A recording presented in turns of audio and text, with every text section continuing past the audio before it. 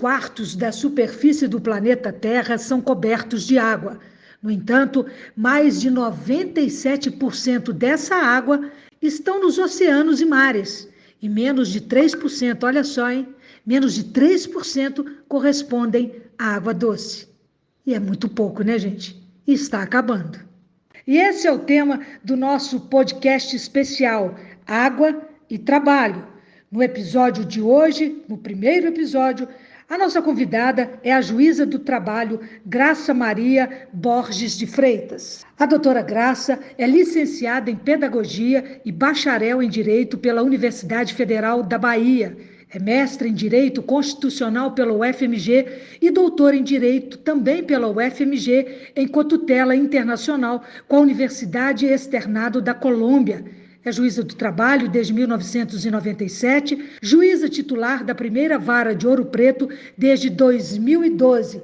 Também é especialista e mestre em argumentação jurídica pela Universidade de Alicante e especialista em resolução de conflitos pela Universidade Castilha-La Mancha, ambas da Espanha. Nesse primeiro episódio, então, a doutora Graça vai fazer uma análise dos impactos sociais, econômicos e na jurisdição trabalhista do rompimento de barragens. Eu sou Adriana Spinelli, da Secretaria de Comunicação do Tribunal Regional do Trabalho de Minas Gerais. Seja bem-vinda, doutora Graça. Bom dia, boa tarde ou boa noite aos ouvintes do podcast do TRT da Terceira Região. Agradeço o convite para participar dessa edição e cumprimento o TRT pela série de podcasts que será produzida e pela relevância do tema para a jurisdição trabalhista em Minas Gerais. Doutora Graça, quais são os impactos do rompimento de barragens na jurisdição trabalhista? No que tange aos impactos do rompimento de barragem na jurisdição trabalhista, eu diria que foram muitos. Houve impactos de ordem quantitativa, de ordem qualitativa e relacionados à administração da justiça. Os impactos quantitativos estão relacionados diretamente ao número de demandas ajuizadas para reparação dos danos provocados pelo desastre. Do ponto de vista qualitativo, houve um aumento do número de demandas relacionadas à reparação de danos morais e materiais por vítimas sobreviventes ou familiares das vítimas falecidas em decorrência do acidente. E do ponto de vista do impacto na administração de justiça, é que diante de uma catástrofe, a justiça e aí também o tribunal tem que se mobilizar para encontrar pauta ou disponibilizar um juiz para atender diretamente e com mais prioridade os processos relacionados a esses casos, que são inclusive considerados estratégicos e relevantes pelo CNJ e são acompanhados diretamente em razão da sua repercussão no campo jurídico e social. Do ponto de vista quantitativo, é importante destacar que o impacto foi grande na jurisdição trabalhista, mas que ele deve ter sido provavelmente maior ainda na jurisdição estadual e federal, em razão do grande número de municípios situados na calha do Rio Doce e que foram afetados diretamente pela ruptura da barragem. Mas do ponto de vista trabalhista, essa repercussão ela não pode ser medida somente pelos processos ajuizados na jurisdição da Vara do Trabalho de Ouro Preto, porque demandas para reparação de danos morais e materiais também foram ajuizadas em outras varas, tanto das famílias de vítimas decorrentes do desastre, quanto também por outras atividades econômicas que foram afetadas diretamente pelo rompimento da barragem. Do ponto de vista qualitativo, eu observo que houve um aumento de número de demandas de ações civis públicas e ações civis coletivas, ajuizadas por sindicato ou pelo Ministério Público do Trabalho. Houve um aumento da participação do sindicato na condição de substituto processual, mas isso eu atribuo não só ao grande número de afetados, de trabalhadores afetados pelo desastre, mas também em razão da reforma trabalhista de 2017, que inibiu o ajuizamento de ações individuais. Houve um aumento do número de demandas envolvendo reparação de danos morais, materiais, estéticos, e também uma discussão acerca de até qual nível de parentesco deveria receber reparações em caso de falecimento de um familiar. Também ações envolvendo a discussão de perda de uma chance e outras ações trabalhistas que envolvendo a fundação responsável pela reparação dos afetados, porque também houve muita contratação na área de reparação. E a fundação responsável pela reparação nos âmbitos federal e estadual contratou empresas na região e empregados dessas empresas também ajuizaram ações trabalhistas ordinárias decorrente do descumprimento de obrigações pelo empregador ou até pela própria fundação responsável, como no caso de ação civil pública, envolvendo a contratação de trabalhadores da saúde para suprir as demandas decorrentes do desastre. Do ponto de vista de administração de justiça, os processos dos afetados diretamente pelo desastre tiveram prioridade na pauta e não foram julgados mais rápido ainda, porque dependia da conclusão de laudos relacionados aos desastres e que foram elaborados pela Polícia Civil e pelo Ministério do Trabalho. Não houve necessidade de realizar perícias específicas para os processos individuais. No caso do Observatório de Justiça, os juízes que atuavam na Vara do Trabalho de Ouro Preto foram convidados para encontros para discutir soluções mais rápidas para o problema e para participar de encontros de capacitação para lidar com grandes desastres dessa magnitude e que formas a jurisdição poderia atender de modo mais célere as demandas e as exigências de ações desse tipo. Os processos todos são monitorados pelo CNJ e são colocados no portal de transparência daquele órgão para que qualquer pessoa possa consultar o seu andamento e resultado. Quando a gente fala do rompimento de barragens de Mariana, por exemplo, Brumadinho, outras empresas também foram muito impactadas. Não é isso, doutora Graça? Em Ouro Preto, por exemplo, houve um aumento de demandas de empregados e ex-empregados da empresa envolvida diretamente no desastre, mas também de empregados e ex-empregados de outras empresas que foram impactadas diretamente pelo desastre ocorrido. Nós observamos, por exemplo, maior número de demandas envolvendo escolas privadas, envolvendo padarias e comércio da região, e algumas demandas de empresas específicas que foram diretamente afetadas pela ruptura da barragem, como a empresa de geração de energia elétrica e uma empresa que era dedicada à reparação florestal na região. E os impactos socioeconômicos do rompimento dessas barragens? Explica para a gente. No que tange aos impactos sociais e econômicos do rompimento da barragem, eu diria que são muitos, e eu creio que nem todos eles foram ainda oficialmente reconhecidos. É importante destacar que toda atividade humana, ela se realiza perto da água, porque a água é essencial à vida humana e dela depende a realização de todas as atividades econômicas. Não é à toa, por exemplo, que quando visitamos grandes cidades, inclusive fora do país, nós observamos que elas estão assentadas perto de grandes rios da região. É o caso de Londres, Paris, Berlim, Lisboa, Roma, onde cursos de água, rios importantes atravessam a cidade. E assim ocorre também na nossa região. Belo Horizonte tem os seus rios próximos ou que cruzam as cidades, e ao longo do Rio Doce, vários agrupamentos, cidades, vilas foram surgindo e elas dependiam diretamente da água fornecida pelo rio para o seu abastecimento e subsistência das pessoas.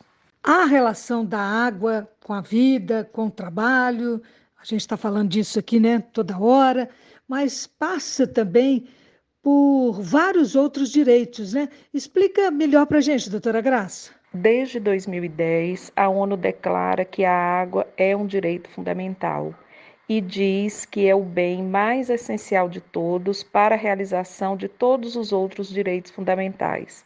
Do acesso à água depende a realização do direito à vida, à saúde, à alimentação, à habitação digna, o direito ao meio ambiente saudável e protegido para as atuais e futuras gerações, o direito à paz e, inclusive, o direito ao trabalho.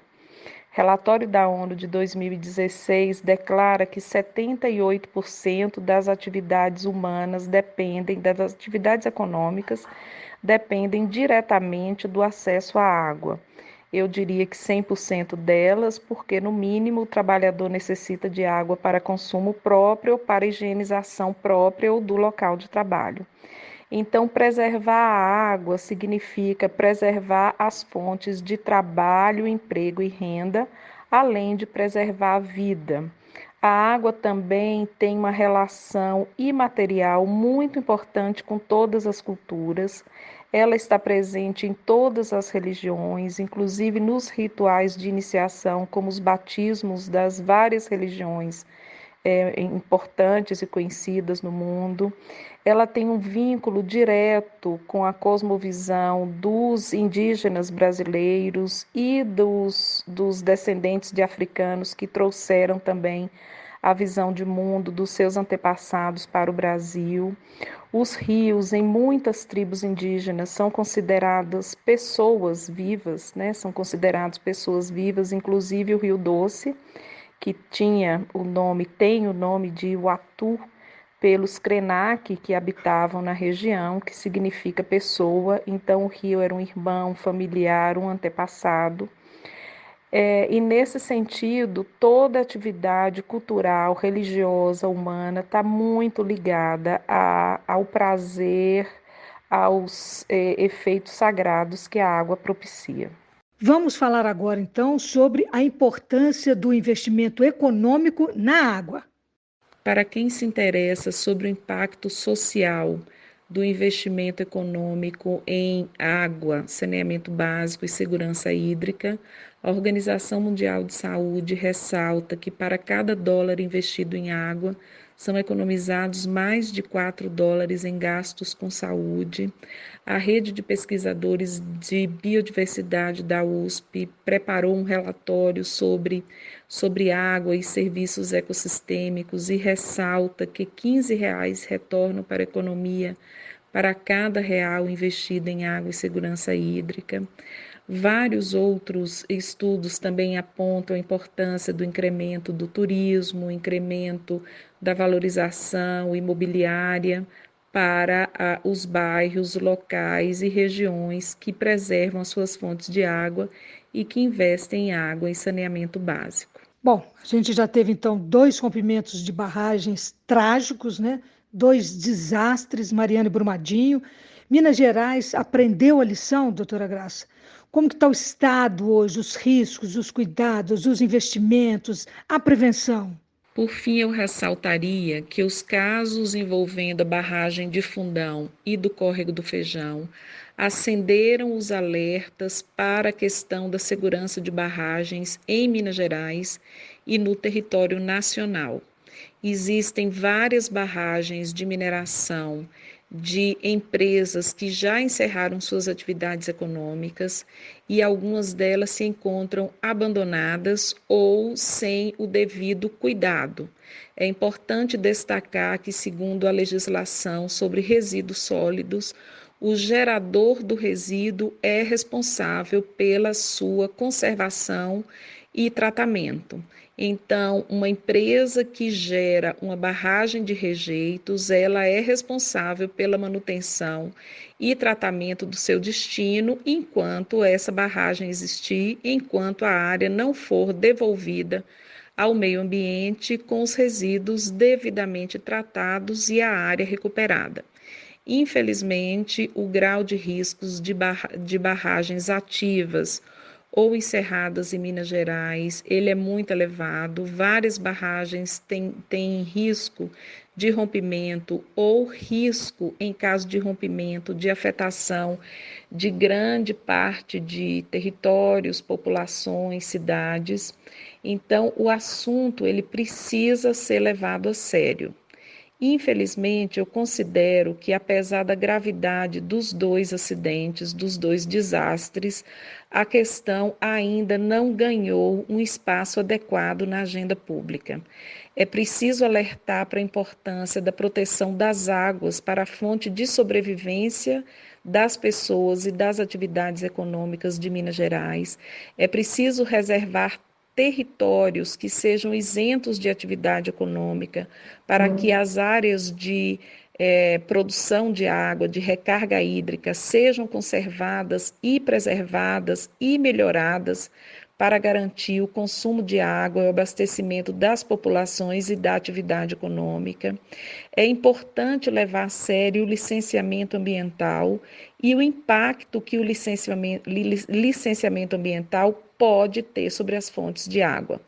Em outros países, esse impacto sobre as águas é analisado diretamente no momento de concessão de licenças, como é no caso da Colômbia, que inclusive fixa um percentual do investimento para melhorar a proteção ambiental no entorno das fontes hídricas.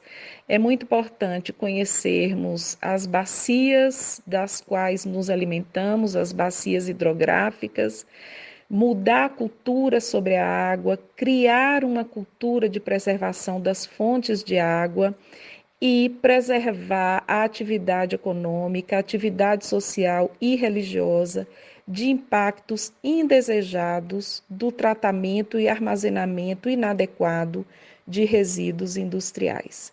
Eu espero que a série de reportagens que o TRT de Minas Gerais produza, gere consciência ambiental, mudança da cultura da água e um envolvimento de todos os cidadãos, trabalhadores e empresários para o melhor tratamento dos resíduos que eles geram e a preservação ambiental das fontes de água desse estado maravilhoso que ainda é a caixa d'água do país. Neste episódio, ouvimos a juíza do trabalho Graça Maria Borges de Freitas, falando sobre os impactos sociais, econômicos e na jurisdição trabalhista de rompimento de barragens.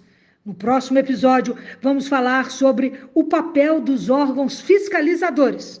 Nós ficamos por aqui. Obrigada pela audiência. Este é o podcast especial Água e Trabalho. Até mais, pessoal!